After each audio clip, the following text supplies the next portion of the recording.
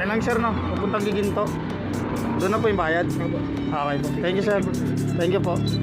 Na mga tol, ito yung pick up tayo. Pupuntang ano to? Giginto, Santa Rita. Kasi ito isa natin, pupuntang Santa Maria to, Bagbagin. Tapos may nakuha na tayo isang bukoy mga tol. Pupuntang ano naman yun, Pandi, Manggahan. Tignan ko kayo pag na-pick up na natin.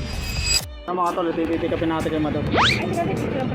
Pipicture niya po. Okay. Bali papunta tong ano, Manggahan, Pandi, Bulacan. Tignan ko kayo kung ano pa yung mga bukoy natin. Mga tol, ito yung mga booking natin.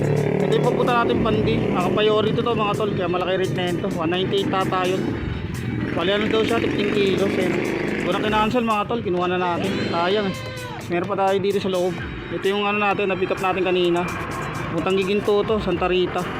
Tapos ito naman, ano to, Santa Maria, Bagbagin. Ayan. Ano naman to? Milty rin to, supplies. Maliit lang siya. Siguro ano to eh, mga 8 kilos lang. Ganun.